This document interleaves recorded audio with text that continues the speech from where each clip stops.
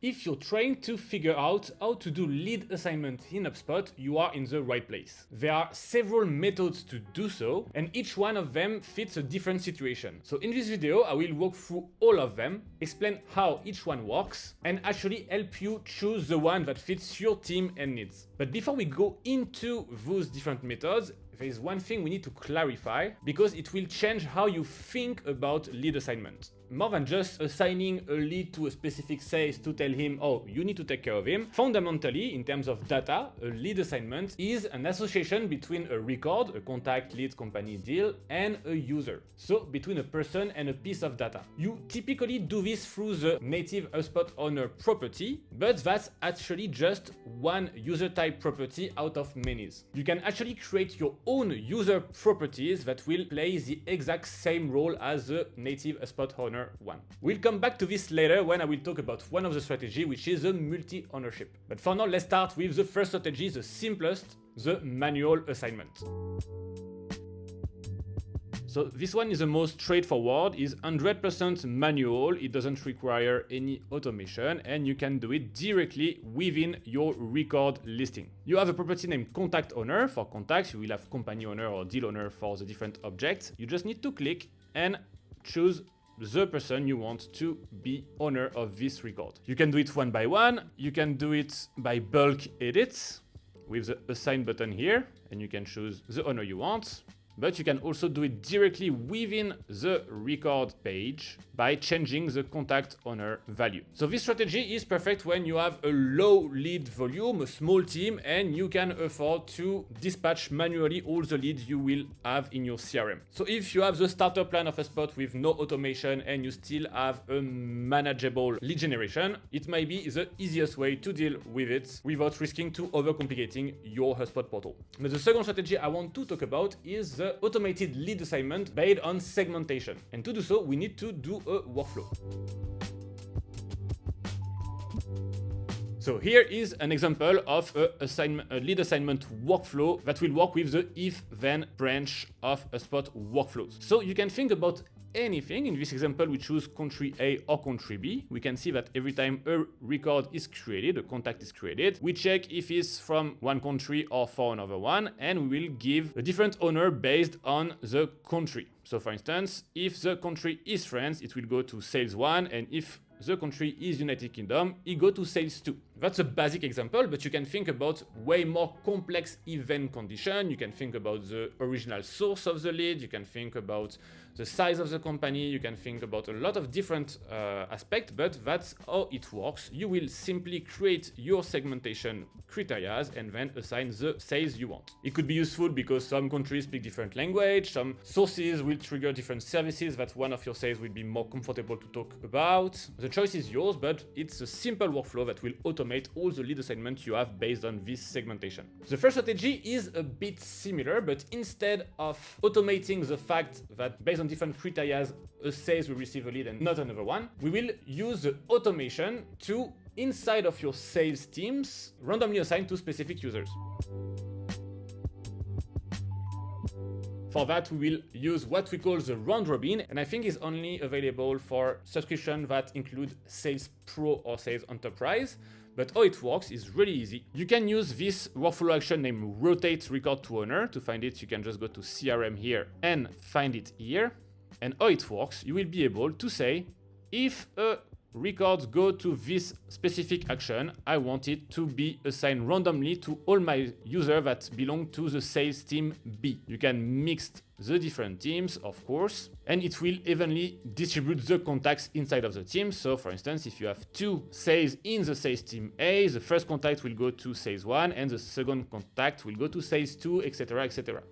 You can do it by teams, but you can also do it with dedicated users. So is what we do here. Instead of choosing a team, you can say that it will be evenly distributed between Grégoire and fake employee. So first contact for Grégoire, second contact for fake employee, etc., etc., etc. So now in this situation, we don't segment based on specific criteria. We just automate an even distribution for defined users of your portal.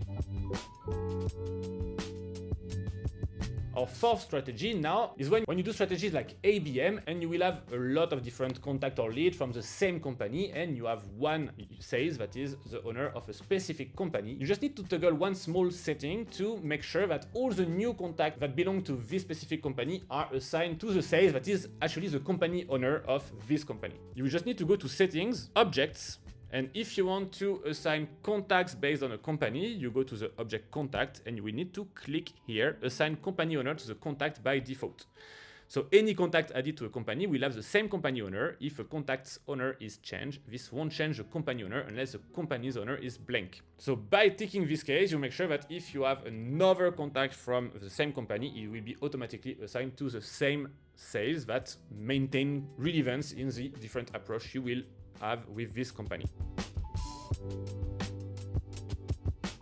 And our fifth strategy is if you use the HubSpot meeting tool that is built within your portal. So you can find it under the sales part with meeting scheduler, and you will have different, when you click on create scheduling page, you will be able to choose one-on-one, group, or round robin. If a lead arrives on your website and fill a one-on-one meeting link, it will be automatically assigned to the owner of this meeting link. A one-on-one meeting is specific to a specific user. So if I book a meeting with this link, which is Grégoire's meeting, I will be assigned to Grégoire as the owner. The group one will let leads take a meeting with several people of your company, so it will not define automatically a specific owner.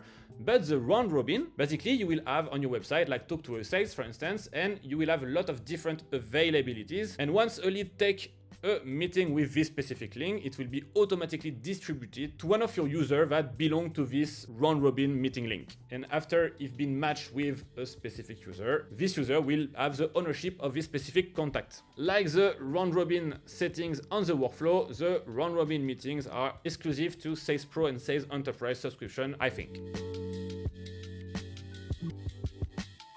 Our sixth strategy is a bit different, is when you have a sales rep that leaves the company, or anyone leaving the company actually, he will still be the owner of a lot of contacts, company, deals, etc. The way to fix this issue is simply to go on settings, users and teams. You will choose one random employee, and if you go down on the overview page, you will see all the different records and assets that are owned by this specific contact. Imagine this user leaves the company, you can see all the contacts, click on bulk assign all, you can choose another employee, click the number of records you want to change and click on update, and automatically all his contacts will be reassigned to this specific user. And the last strategy I want to present in this video is a multi-ownership for the same record. As I mentioned in the introduction, the ownership is natively dealt by HubSpot owner properties for each object, but you can actually create other HubSpot user properties. If you go to settings, properties, and you create a new property, we click on edit more option to make it easier. Let's say you have a collaborator, like a second sales will need to collaborate on this specific contact. You go to field type and you can choose HubSpot user. So it's the same property as the contact owner. You can just choose to have only one user or multiple user. And what happens if you read that correctly, manage your HubSpot users and teams here, users selected for this property will be treated as record owners. So it will play the same role as the native HubSpot owner property. So they will have the same edit permission to the record that an owner would have. Other users and their teams may also be able to edit record based on their permissions. So that's another video topic, but basically when you're a user in HubSpot, you have different permission settings. Either you can see all the database, or you can see only the leads belonging to your team, or all the leads that belong to you. So if you create a collaborator user property, and for a record you put sales3@hssimple.com, this lead, if he has only access to his own record, will be able to see this record. So it will be a real owner. Then imagine he belongs to the same teams as Sales1, and Sales1 can see all the record in his team because he's a manager. If Sales3 is a collaborator for a contact, Sales1, because he can see all the records of his teams, will be able to see this record as well because he's in the same team as Sales3. Quick way to see it: when a contact is assigned to a specific employee, it will automatically belong to his team as well. So because sales 3 belong to the team sales team B, when you assign Marcus Fake to sales3 at hssimple.com, he will also be assigned to sales team B. So you just need to find the good word, choose if it's only one user or multiple user, and create. And now you have a way to have several owners for the same record. It works for contact, company, this, it works for every object. Now I just want to go back from all those strategies. They have different roles and different use cases. The reality is you might always do a mix of everything. So we saw the segmentation strategy or the round robin strategy. If you have a large team, it's not crazy to think that you will use this like country-based segmentation, and instead of setting a contact owner, you will set up a round robin here by choosing this team. And that way you have two steps of automation. If they are from France, we will rotate this contact randomly through the French sales team. So that was all the different ways to assign leads within HubSpot, and you will be able to choose the one that fits the most your business model and your process. If you're not totally sure what to do, I will always recommend you to start with the simplest one to make sure you don't create a big chaos in your portal. I hope this video was clear enough. If it's the case, don't forget to put a thumbs up. It's really helped me as a channel to grow. And if you want to make sure you don't miss every weekly videos about how to master your HubSpot portal, don't forget to subscribe to this channel. It was Greg. I wish you a great week and see you next Monday.